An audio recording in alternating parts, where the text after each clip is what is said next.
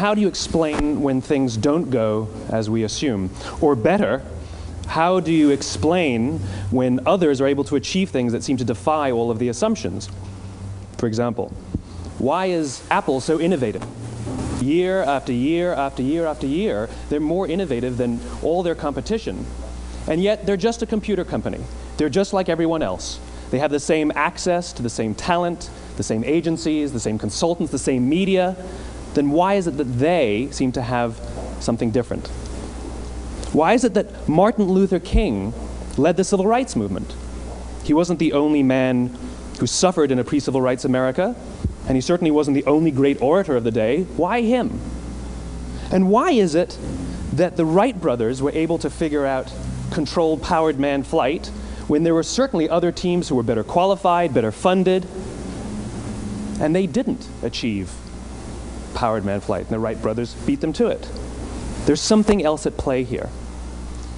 About 3.5 years ago, I made a discovery, and this discovery profoundly changed my view on how I thought the world worked, and it even profoundly changed the way in which I operate in it.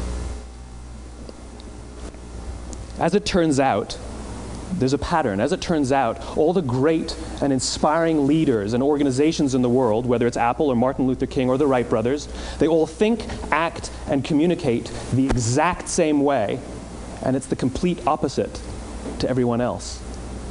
All I did was codify it. And it's probably the world's simplest idea. I call it the golden circle.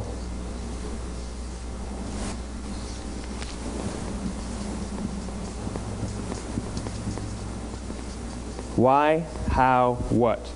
This little idea explains why some organizations and some leaders are able to inspire where others aren't. Let me define the terms really quickly. Every single person, every single organization on the planet knows what they do, 100%.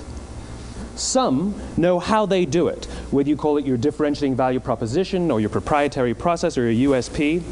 But very, very few people or organizations know why they do what they do. And by why, I don't mean to make a profit.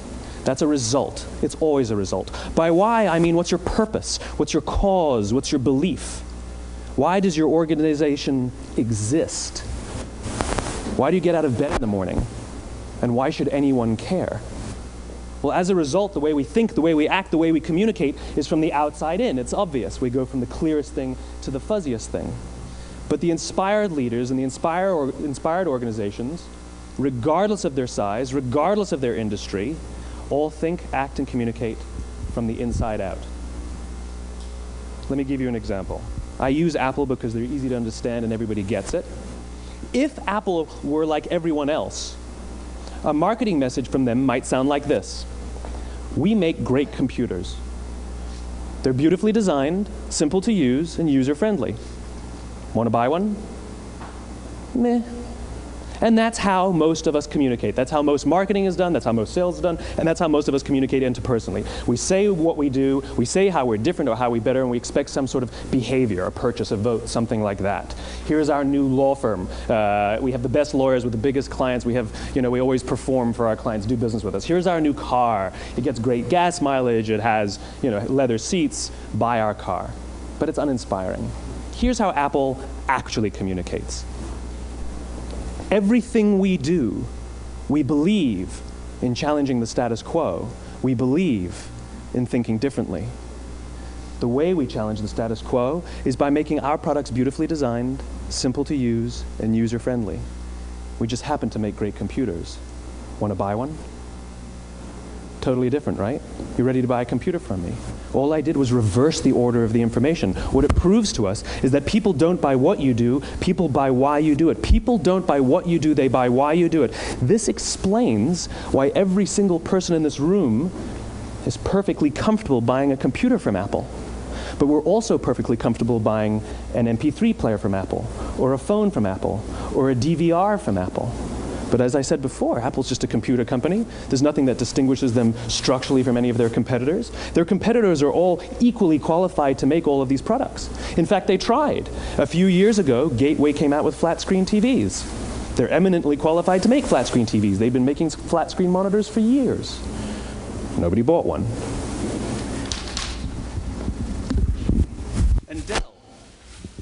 Dell came out with MP3 players and PDAs.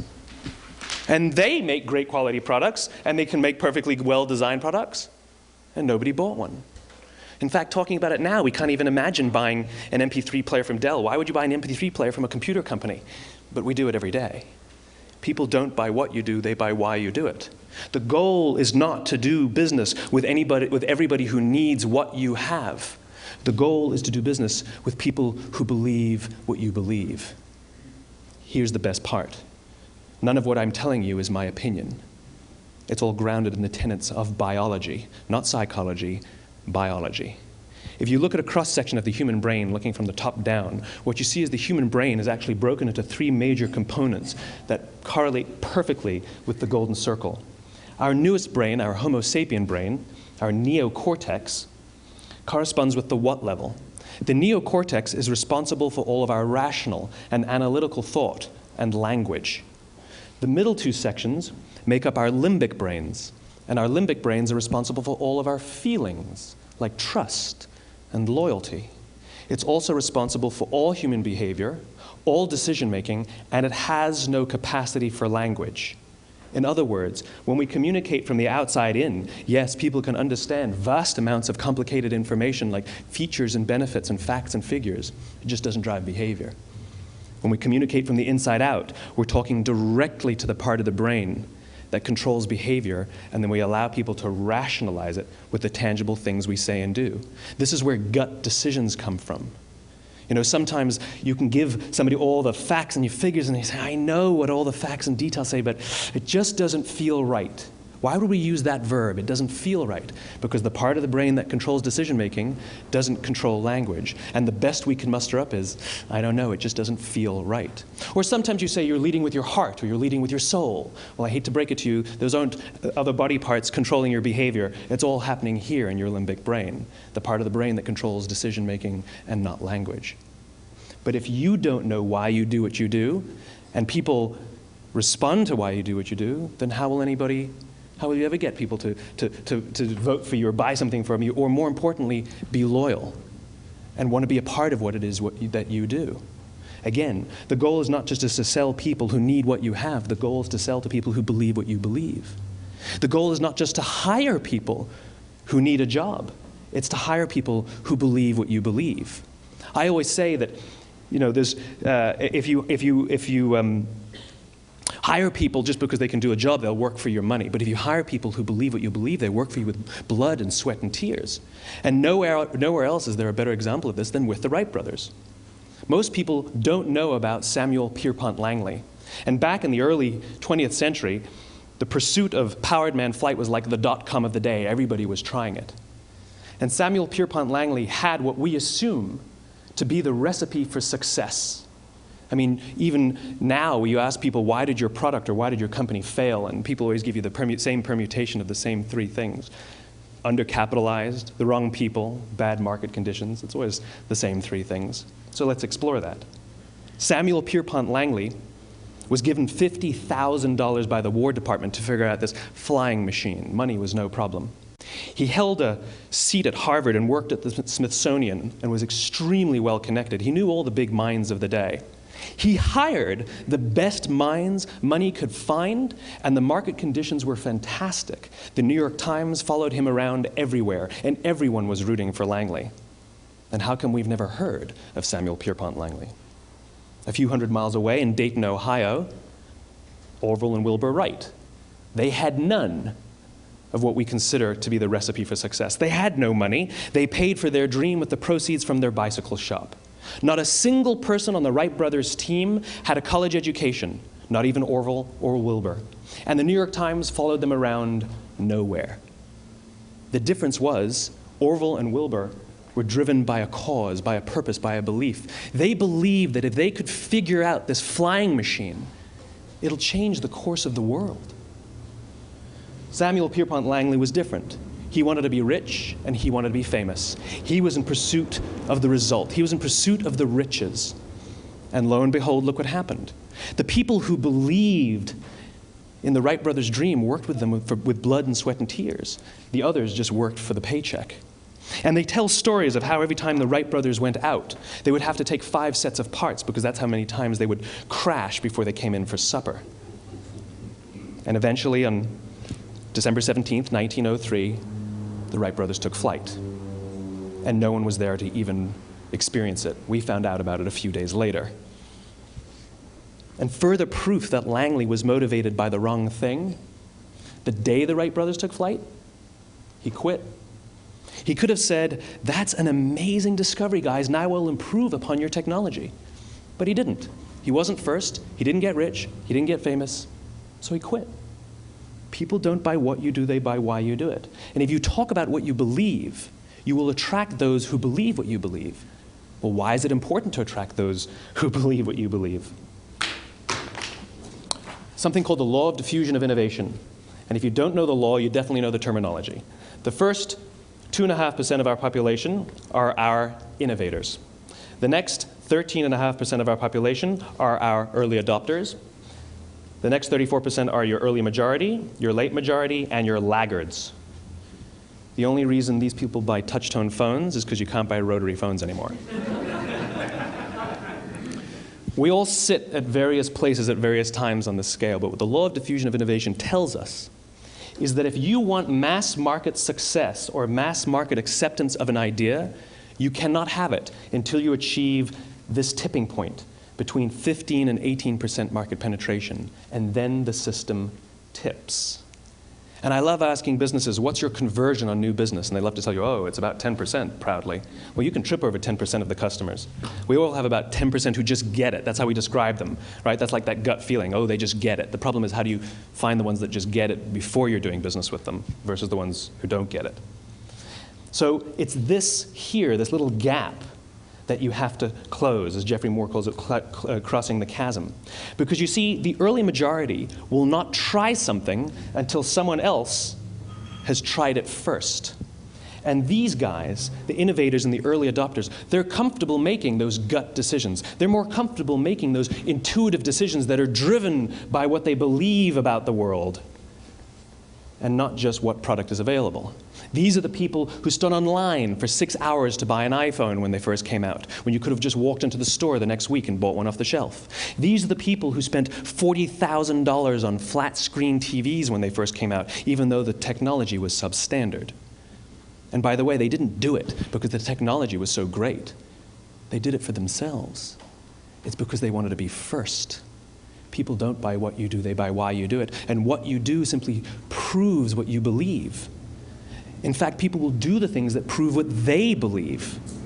The reason that person bought the iPhone in the first 6 hours, or stood in line for 6 hours, was because of what they believed about the world and how they wanted everybody to see them.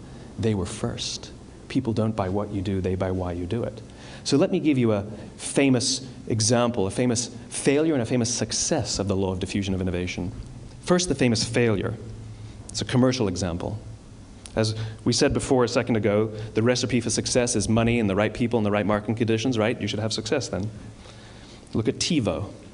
From the time TiVo came out about 8 or 9 years ago to this current day, they are the single highest quality product on the market.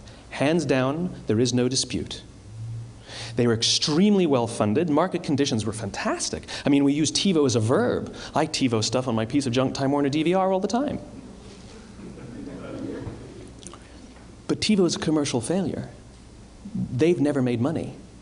And when they went IPO, their stock was at about $30 or $40 and then plummeted, and it's never traded above 10. In fact, I don't think it's even traded above 6, except for a couple of little spikes. Because you see, when TiVo launched their product, they told us all what they had. They said, we have a product that pauses live TV, skips commercials, rewinds live TV, and memorizes your viewing habits without you even asking.